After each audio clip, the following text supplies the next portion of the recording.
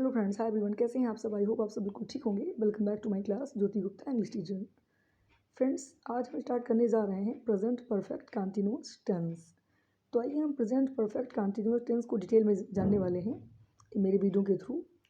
तो present perfect continuous tense का translation कैसे किया जाएगा, इसका क्या रूल्स एंड रेगुलेशंस है, क्या पहचान है, क्या डेफिनेशन है, आइए सारी चीज़ें हम डिटेल्स में आपको आज बताने वाले हैं।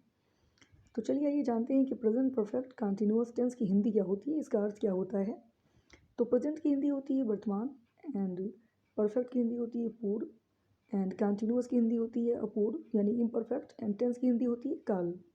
तो पूरा मिला के इसका अर्थ निकलेगा अपूर्व, पूर्व, वर्तमान, काल।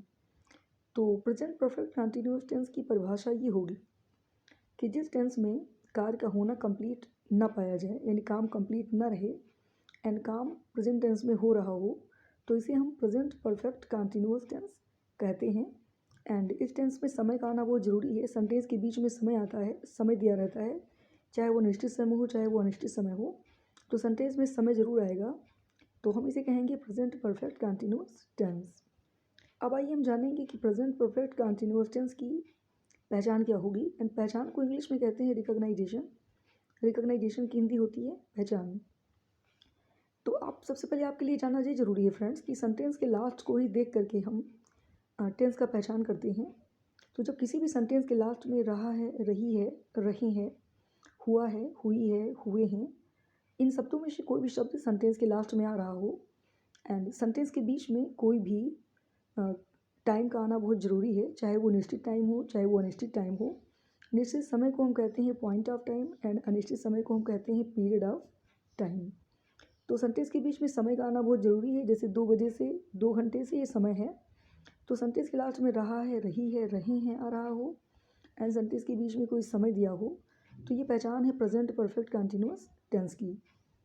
तो फ्रेंड्स, आई होप कि आपको समझ में आ गया होगा कि प्रेजेंट परफेक्ट कंटिन्यूअस टेंस की पहचान क्या है, कैसे इसको पहचानेंगे एंड इसकी परिभाषा क्या है, इसकी डेफिनेशन क्या है।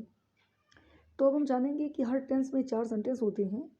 अफर्मेटिव सेंटेंस, जिसको पॉजिटिव सेंटेंस के नाम से भी जानते हैं, negative sentence, interrogative sentence and interrogative negative sentence. तो सेंटेंस 4 होते हैं हर टेंस में। किसी भी टेंस का आपको ट्रांसलेशन पढ़ना पड़ेगा तो आपको 4 सेंटेंस हर टेंस में पढ़ने होंगे। तो सेम सी बात है कि आपको प्रेजेंट परफेक्ट कंटिन्यूअस टेंस में भी 4 सेंटेंस पढ़ने के लिए दिया जाएगा एंड चारों सेंटेंस के अलग अलग नियम रहेंगे। वैसे सबसे मेन नियम होता है अफर्मेटिव सेंटेंस का, एंड उसी सेंटेंस के नियम को हम फॉलो करते हुए सारे सेंटेंस में जाते हैं, क्योंकि सारे सेंटेंस में ज़्यादा कुछ आपको चेंज नहीं करना है। नियम सारे अफर्मेटिव के ही चलते हैं, थोड़ी चेंजेज आपको करनी पड़ती है। तो 4 सेंटेंस होते हैं, चारों सेंटेंस के नियम आपको जानने पड़ेंगे। तो आइए हम जानते हैं अफर्मेटिव सेंटेंस को, प्रेजेंट परफेक्ट कंटिन्यूअस टेंस के अफर्मेटिव सेंटेंस के रूट्स एंड रेगुलेशंस को। तो फ्रेंड्स, एक वचन कर्ता क्या होता है तो आप जानती हो, ही सी इट, या कोई व्यक्ति एक हो, कोई सामान एक हो, तो उसको एक वचन कर्ता कहते हैं। एंड बहुवचन कर्ता का मतलब होता है कोई सामान जो एक से अधिक हो, कोई व्यक्ति हो या कोई सामान हो जो एक से अधिक हो। तो एक से अधिक होने पर वो बहुवचन कर्ता हो जाता है।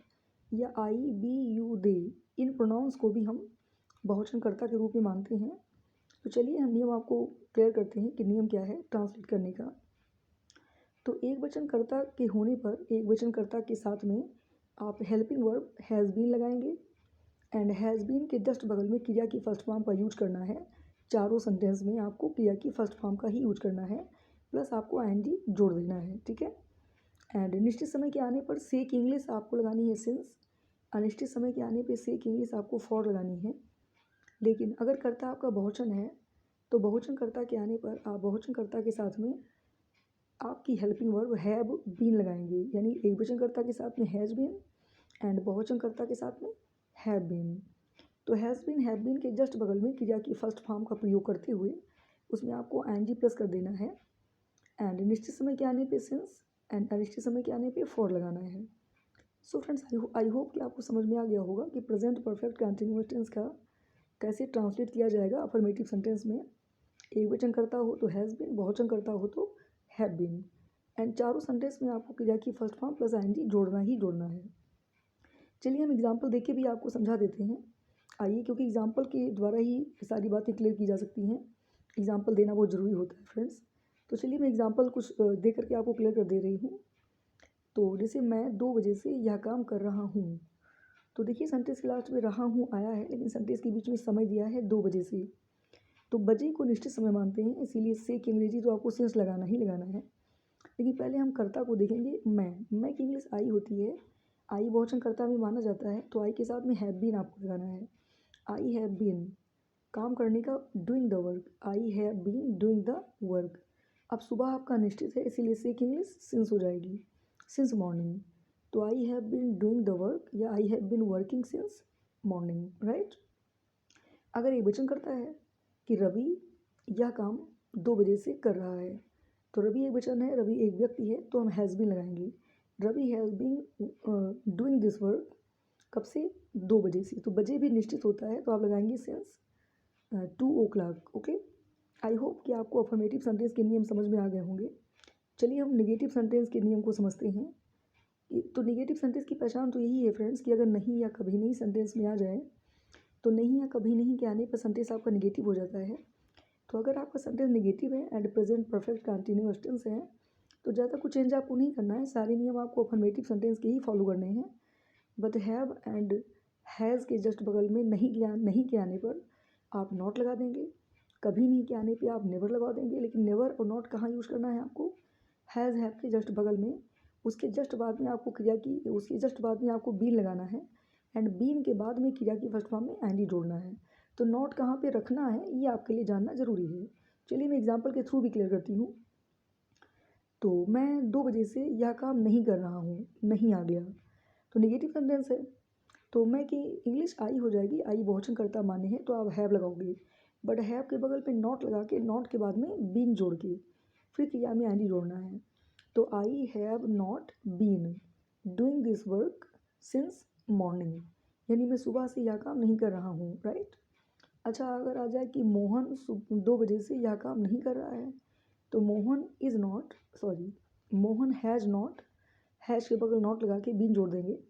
तो Mohan has not been doing this work since morning. तो फ्रेंड्स आपको नेगेटिव सेंटेंस की बात समझ में आ गई होगी। सारे नियम तो आपको अफर्मेटिव के ही फॉलो करने हैं, लेकिन नेगेटिव में नहीं या कभी नहीं आता है। तो नहीं या कभी नहीं की अंग्रेजी कहाँ पे रखनी है ये जानना ज़रूरी है। तो हैज़ हैव के जस्ट बगल में नॉट या नेवर आपको रख करके फिर बीन लगाना है, फिर क्रिया की फर्स्ट फॉर्म में आपको एनजी प्लस करना है, राइट। ये था नेगेटिव सेंटेंस। आइए अब हम जानेंगे इंट्रोगेटिव सेंटेंस को। तो अगर आपका सेंटेंस इंट्रोगेटिव है और आपको ट्रांसलेशन करना है प्रेजेंट परफेक्ट कंटिन्यूअस टेंस का, तो मैं पहले से ही कई सारी वीडियो में मैंने आपको समझाई है ये बात कि इंट्रोगेटिव सेंटेंस 2 प्रकार के होते हैं। पहला yes no type interrogative sentence and दूसरा question word type interrogative sentence. Yes no type का मतलब ये होता है कि जब सेंटेंस आपका क्या शब्द से स्टार्ट हो रहा हो, जैसे क्या मैं सुबह से पढ़ रहा हूँ, तो क्या से स्टार्ट होने वाले सेंटेंस को हम yes no type interrogative sentence कहते हैं। अगर सेंटेंस के बीच में ही कोई क्वेश्चन वर्ड आ जाए, जैसे कब, क्यों, कहाँ, कैसे, कौन सा, कितना, कितनी, कितने, है ना, किसको, सेंटेंस के बीच में आ जाए, तो हम इसे कहते हैं question word type interrogative sentence, right. चलिए इसके नियम को भी जानते हैं। तो अगर yes no type interrogative sentence आ जाए, तो यानी क्या से सेंटेंस स्टार्ट हो रहा हो, तो क्या की इंग्लिश आपको कर्ता के अकॉर्डिंग हैज़ या हैव ही लगाना है, व्हाट नहीं लिखना है। क्या की इंग्लिश आपको कर्ता के अकॉर्डिंग, यानी आपको सब्जेक्ट के अकॉर्डिंग, उसके नंबर के अकॉर्डिंग, एक वचन बहुवचन के अकॉर्डिंग हैज़ बीन या हैव बीन लगाना है। एंड कर्ता के बाद में आपको बीन जोड़ना है, ठीक है, प्लस क्रिया की फर्स्ट फॉर्म में एंड जोड़ना है। एग्जाम्पल भी मैं आपको समझा देती हूँ। तो क्या मैं 2 बजे से रो रहा हूँ, तो क्या देखिए क्या आ गया, क्या के बगल में मैं आ गया, तो मैं आपका बहुवचन करता है, तो क्या की इंग्लिश हैव हो जाएगा। तो हैव आई के बाद में बीन को लगाएंगे, यानी हैव बीन साथ में आप नहीं लिख सकते यहाँ पे, पहले हैव फिर कर्ता के बाद में बीन आपको लगाना है। तो हैव आई बीन, ठीक है। उसके बाद में doing this work since morning, question mark लगा दीजिए।